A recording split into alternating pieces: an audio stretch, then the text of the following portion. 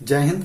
इस वीडियो में हम समझते हैं कक्षा 10 विज्ञान का अनसॉल्व्ड पेपर, उसमें से सेट 3 पेपर का जो नंबर है 824 EL, उसमें से पार्ट 1। और हम पार्ट 1 में आप लोगों को बहुविकल्पीय प्रश्न हल करवाएंगे। तो बहुविकल्पीय प्रश्न एक ही वीडियो में कवर करवाएंगे और नेक्स्ट वीडियो में यानी पार्ट 2 में सभी प्रश्न हल करवा देंगे। ठीक है, जितने भी क्वेश्चन है वो सभी हल करवाएंगे। तो पहला क्वेश्चन देखते हैं। पहला क्वेश्चन आपकी स्क्रीन पर, प्रकाश के परावर्तन के नियम सदैव सत्य होते हैं। तो ए ऑप्शन दिया है। ए ऑप्शन क्या दिया है पहले नंबर का? केवल अवतल दर्पण के लिए, केवल उत्तल दर्पण के लिए, केवल समतल दर्पण के लिए, इनमें से सभी। तो प्रकाश का जो परावर्तन का नियम होता है वो सभी के लिए होता है। ठीक है, कोण I बराबर कोण R, यानी कोण I बराबर कोण R सभी के लिए बराबर होता है। तो इसमें जो ऑप्शन आपका आएगा वो ऑप्शन आएगा डी, बिल्कुल सही है। सही सभी के लिए, इनमें से सभी, इनमें से सभी इसका राइट आंसर। क्वेश्चन नंबर 2 देखते हैं। क्वेश्चन नंबर 2 आपकी स्क्रीन पर कह रहा है किसी वस्तु का आवर्धित काल्पनिक प्रतिबिंब बन सकता है। तो आवर्धित काल्पनिक प्रतिबिंब कब बनता है? उत्तल लेंस द्वारा, यानी आवर्धित प्रतिबिंब जो बनेगा वो उत्तल लेंस में बनेगा, क्योंकि गाड़ियों में क्या लगाता है, जो साइड में शीशा लगा होता है वो उत्तल दर्पण का होता है, क्योंकि पीछे से आने वाली गाड़ी को बिल्कुल सीधा रिफ्लेक्ट करके बता सके। तो यहाँ पे ए ऑप्शन में दिया है उत्तल लेंस द्वारा, बी ऑप्शन दिया उत्तल दर्पण द्वारा और सी ऑप्शन दिया अवतल दर्पण द्वारा। तो यहाँ पे जो इसका आंसर आना चाहिए वो क्या आएगा? उत्तल लेंस द्वारा और अवतल दर्पण के द्वारा, यानी इनमें से ए और सी दोनों ऑप्शन सही हैं। तो इसमें ऑप्शन जो सही है वो क्या सही है? D option. ठीक है, ए और सी। ये सब हम आपको बहुविकल्पीय प्रश्न किसके बता रहे हैं? भौतिक विज्ञान से संबंधित। फिर क्वेश्चन नंबर 3 कह रहा है अत्यधिक उच्च प्रतिरोध वाला पदार्थ कहलाता है। क्वेश्चन आपकी स्क्रीन पर, अत्यधिक उच्च प्रतिरोध वाला पदार्थ क्या कहलाता है? ए ऑप्शन दिया चालक, बी ऑप्शन दिया अर्धचालक और सी ऑप्शन दिया अतिचालक और डी ऑप्शन दिया विद्युत रोधी। तो जो उच्च प्रतिरोध वाला होता है वो विद्युत रोधी होता है। क्या होता है? विद्युत रोधी, यानी ऑप्शन डी इसका राइट आंसर है। क्वेश्चन नंबर 3 का ऑप्शन डी इसका राइट आंसर है, विद्युत रोधी। विद्युत रोधी, यहाँ पे आप देख सकते हैं विद्युत रोधी इसका सही आंसर होगा। क्वेश्चन नंबर 3, हाँ विद्युत रोधी। फिर क्वेश्चन नंबर 4 कह रहा विद्युत शक्ति की इकाई है। तो विद्युत शक्ति की इकाई क्या होती है? यानी शक्ति का मतलब पावर, विद्युत पावर का मतलब जो शक्ति होती है वो क्या होता है? क्वेश्चन नंबर 4 विद्युत शक्ति। विद्युत शक्ति को क्या कहते हैं? हम दूसरे नाम से जानते हैं। विद्युत शक्ति को दूसरा नाम होता है क्षमता। दूसरा नाम क्या होता है? क्षमता। तो क्षमता का जो मात्रक होता है वो क्या होता है? वाट। क्या मात्रक होता? वाट। किस ऑप्शन में दिया? ऑप्शन बी इसका राइट आंसर है। ऑप्शन बी इसका राइट आंसर है। क्वेश्चन नंबर 5 क्या कह रहा? किसी विद्युत केतली में प्रवाहित धारा 3 गुनी कर देने पर, विद्युत केतली में प्रवाहित धारा 3 गुनी कर देने पर केतली में उत्पन्न ऊष्मा की मात्रा हो जाएगी। तो जब केतली में धारा 3 गुना करेंगे तो उसकी जो विद्युत की ऊष्मा की मात्रा है वो कितनी गुना हो जाएगी? ए ऑप्शन दिया 4 गुना, 4 का कोई मैटर नहीं। 3 गुना, 3 तो पहले से है, ये भी कोई मैटर नहीं करता। फिर सी ऑप्शन में दिया है 9 गुना और फिर दिया 12 गुना। तो यहाँ जो ऑप्शन सही होना चाहिए वो क्या होना चाहिए? 9 गुना। कितने गुना होना चाहिए? 9 गुना। तो ऑप्शन सी इसका राइट आंसर है। ठीक है, क्वेश्चन नंबर 4 का क्वेश्चन नंबर 5 में सी आंसर। क्वेश्चन नंबर 5 में क्या आंसर होना चाहिए? सी, 9 गुनी। कितने गुनी होनी चाहिए? 9 गुनी आपका राइट आंसर है। क्वेश्चन नंबर 6 क्या कह रहा? वो भी आपकी स्क्रीन पर, एक व्यक्ति दूर स्थित वस्तुओं को स्पष्ट देखने में असमर्थ है, यानी दूर की वस्तुओं को स्पष्ट नहीं देख सकता। उसके नेत्र में दोष कौन सा होगा? तो निकट की वस्तु का वो देखेगा पर दूर की नहीं देखेगा, तो उसमें कौन सा दोष होता है? आपने पढ़ा होगा कि यदि व्यक्ति निकट की वस्तुओं को स्पष्ट देख सकता है परंतु दूर की नहीं, तो उसमें कौन सा दोष होता है? निकट दृष्टि दोष। तो किस ऑप्शन में दिया है? ए ऑप्शन दिया दीर्घ दृष्टि दोष, बी ऑप्शन दिया निकट दृष्टि दोष। तो ऑप्शन बी ही इसका राइट आंसर है, यानी 6 का क्वेश्चन नंबर ऑप्शन बी इसका राइट आंसर है। फिर क्वेश्चन नंबर 7 क्या कह रहा, क्वेश्चन नंबर 7 कह रहा एक अवतल दर्पण किसी वस्तु का वास्तविक, उल्टा और अत्यधिक छोटा प्रतिबिंब बनाता है यदि वस्तु की स्थिति कहाँ पे होनी चाहिए। देखिए अवतल दर्पण द्वारा, अवतल दर्पण में तो प्रतिबिंब का जो चिन्ह बनता है, चित्र बनता है, वो कैसा बनता है, वास्तविक प्रतिबिंब बनता है, लेकिन उल्टा बनता है और छोटा भी बनता है। तो कहाँ पे बनता है, अवतल दर्पण में यदि अनंत दूरी पर रखेंगे, कितनी दूरी पर रखेंगे, अनंत दूरी पर रखेंगे, तो उसका जो प्रतिबिंब बनेगा वो अत्यधिक छोटा बनेगा। कितना बनेगा, अत्यधिक छोटा। तो अनंत किस ऑप्शन में है, ऑप्शन डी इसका राइट आंसर है, अनंत। ऑप्शन डी अनंत पर, अनंत पर इसका राइट आंसर है। ओके, फिर उपभाग 2 देखते हैं।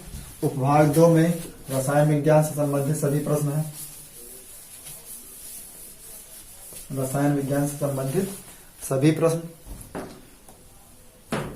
क्वेश्चन नंबर 8, यानी यहां से आपकी रसायन विज्ञान स्टार्ट होती है। रसायन विज्ञान 8 नंबर क्वेश्चन क्या कह रहा है, आपकी स्क्रीन पर है, देखिए ध्यान से। कार्बन को वायु में जलाने पर, कार्बन को वायु में जलाने पर कार्बन डाइऑक्साइड गैस का बनना उदाहरण है। कौन सी क्रिया, यदि कार्बन को कार्बन डाइऑक्साइड के साथ जला देंगे तो उसमें से क्या निकलेगा, वायु में जलाएंगे कार्बन को, देखिए ध्यान से, कार्बन को ऑक्सीजन के साथ जलाएंगे तो क्या बनेगा, कार्बन डाइऑक्साइड। तो भैया कौन सी क्रिया, यहाँ पे संयोग कर रहा, क्या कर रहा, कार्बन के साथ ऑक्सीजन संयोग कर रहा, तो यहाँ पे जो क्रिया होना चाहिए वो कौन सी होनी चाहिए, संयोजन अभिक्रिया, संयोजन अभिक्रिया।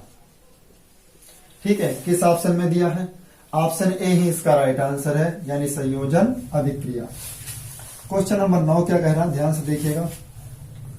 क्वेश्चन नंबर 9 कह रहा है जिंक चूर्ण पर तनु सल्फ्यूरिक अम्ल की अभिक्रिया से गैस निकलती है। तो देखिए यहाँ पे जिंक पर क्या डालते हैं, तनु सल्फ्यूरिक अम्ल यानी H2SO4 डालते हैं, तो यहाँ पे कौन सी गैस निकलती है, देखिए तो यहाँ पे ZnSO4 हो जाएगी, ZnSO4, जिंक सल्फेट निकलेगा। फिर यहाँ पे कौन सी गैस बचेगी, H2, तो यहाँ पे कौन सी गैस निकल रही है, हाइड्रोजन गैस। कौन सी गैस निकल रही, हाइड्रोजन। यहाँ पे देख लीजिए हाइड्रोजन ही अलग है, हाइड्रोजन किस ऑप्शन में दिया है, ऑप्शन ए ही इसका राइट आंसर है, यानी क्वेश्चन नंबर 9 का ऑप्शन ए ही इसका राइट आंसर है। फिर क्वेश्चन नंबर 10 देखते हैं।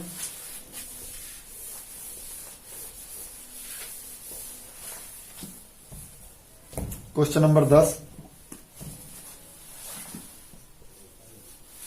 सामान्य तापक्रम पर सामान्य तापक्रम तथा दाब में द्रव के रूप में पाई जाने वाली अधातु, द्रव के रूप में पाई जाने वाली अधातु कौन सी होती, यानी लिक्विड फॉर्म में जो अधातु पाई जाती, देखिए लिक्विड फॉर्म में धातु जो होती वो पारा होती और जो अधातु होती वो ब्रोमीन होती। याद कर लेना, बहुत इंपॉर्टेंट क्वेश्चन है, ये सभी सेट में मिलेगा।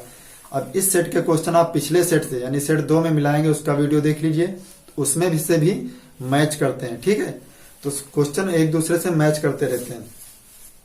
तो सामान्य तापक्रम तथा दाब के में द्रव के रूप में पाई जाने वाली धातु ब्रोमीन होती, किस ऑप्शन में दिया, ऑप्शन ए दिया क्लोरीन, बी दिया ब्रोमीन, तो ऑप्शन बी इसका राइट आंसर, यानी ब्रोमीन।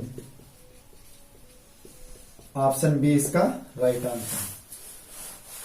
क्वेश्चन नंबर 11 देखते हैं।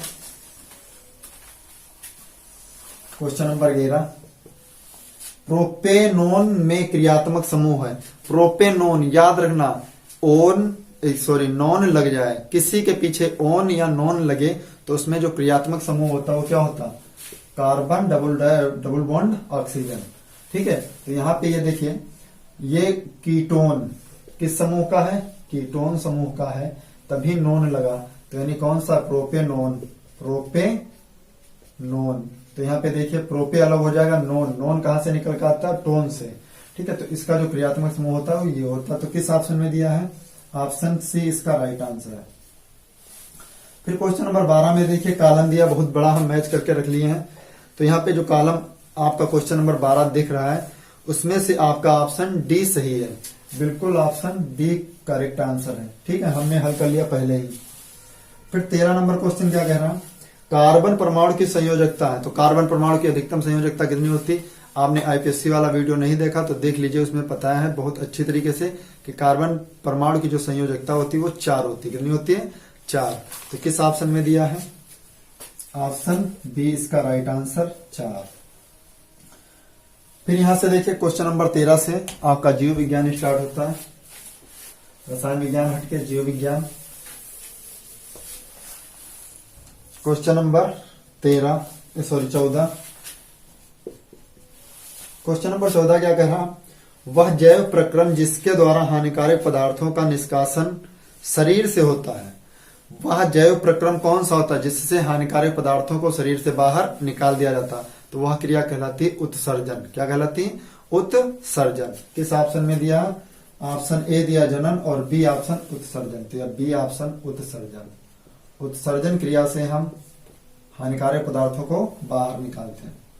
क्वेश्चन नंबर 15 क्या कह रहा, प्रकाश संश्लेषण के दौरान निम्न में से कौन सी एक क्रिया नहीं होती?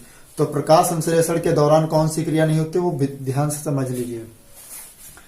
क्लोरोफिल द्वारा प्रकाश ऊर्जा को अवशोषित करता है, ये तो प्रकाश संश्लेषण की क्रिया है। फिर प्रकाश ऊर्जा को रासायनिक ऊर्जा में परिवर्तित किया जाता है, ये भी प्रकाश संश्लेषण की क्रिया है। कार्बन डाइऑक्साइड को कार्बोहाइड्रेट में अपचयन किया जाता है, ये भी एक प्रकाश संश्लेषण की क्रिया है। लेकिन ग्लूकोज का पायरुविक अम्ल में विखंडन जो होता है, ग्लूकोज का मैटर कहीं भी प्रकाश संश्लेषण से नहीं होता। तो यहाँ पे जो मैटर आ रहा वो तीसरा ऑप्शन सही है। क्वेश्चन नंबर 15 का तीसरा ऑप्शन डी ऑप्शन बिल्कुल राइट है। 16 नंबर क्वेश्चन क्या कह रहा, प्राकृतिक वर्ण या चयन द्वारा जैव विकास का सिद्धांत किसने प्रतिपादित किया? ये क्वेश्चन भी आपकी स्क्रीन पर। तो बी ऑप्शन, ए ऑप्शन दिया चार्ल्स डार्विन ने, बी ऑप्शन दिया लैमार्क ने और सी ऑप्शन दिया ग्रेगर जॉन मेंडल ने, डी ऑप्शन दिया ह्यूगो डी ब्रीज ने। तो ह्यूगो डी ब्रीज ने नहीं किया। तो प्राकृतिक वर्ण का जो चयन किया है जिसमें जिराफ को लंबी पत्तियों के साथ जिराफ पेड़ों की पत्तियां खाता है, तो वो किसके कारण आता है? प्राकृतिक वर्ण के द्वारा आता है। तो उसका जो प्रतिपादन किया था वो लैमार्क ने किया था। किसने किया था? लैमार्क ने। लैमार्क बी ऑप्शन सही है, लैमार्क ने। क्वेश्चन नंबर 17 क्या कह रहा, मेंडल ने अपने प्रयोग में किस पौधे में किए? मेंडल ने अपने प्रयोग किस पौधे में किए? तो सभी जानते सरसों में, मटर में। किसमें किया है? मटर में। तो यानी मेंडल ने अपने प्रयोग मटर में किए। किस ऑप्शन में दिया? यहाँ पे ए ऑप्शन दिया सरसों, बी ऑप्शन साइकस आप देख सकते हैं, सी ऑप्शन अरहर और डी ऑप्शन मटर। तो यहाँ पे जो आंसर आना चाहिए वो डी ऑप्शन आना चाहिए, मटर। ओके। क्वेश्चन नंबर 18 क्या कह रहा, निम्न में से किस पौधे में पुष्प एक लिंगी होते? यानी किस पौधे में पुष्प एक लिंगी होते? तो देखिए ए ऑप्शन दिया पपीता, बी ऑप्शन गुड़हल में बार बार फूल आते हैं, सरसों में भी फूल एक पेड़ में कई बार आते हैं और मटर में भी फूल आते हैं, एक लिंगी होते हैं। तो एक लिंगी नहीं होते, यहाँ पे पपीता में जो होते हैं वो एक लिंगी ही होते हैं। ठीक है, पपीता का बीज जो होता है वो एक ही प्रकार का होता है। तो यहाँ पे पपीता आंसर आएगा, ए ऑप्शन पपीता।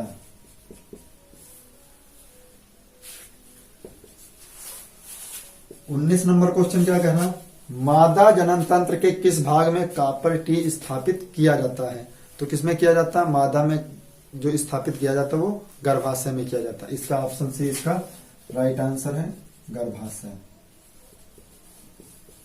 ओके।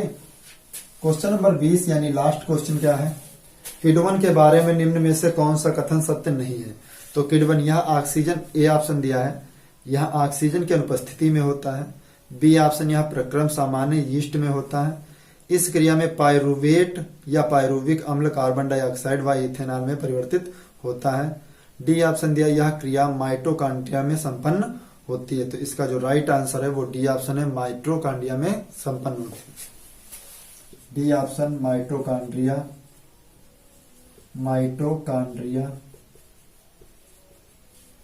में संपन्न होती है, इसका राइट आंसर। ओके। तो इस प्रकार हम आपके इस वीडियो में 20 बहुविकल्पीय क्वेश्चन कंप्लीट किए हैं। और आप लोगों को वीडियो पसंद आया हो तो प्लीज वीडियो को लाइक कीजिए, चैनल को भी सब्सक्राइब कर लीजिए। मिलते हैं नेक्स्ट वीडियो में, तब तक के लिए जय हिंद।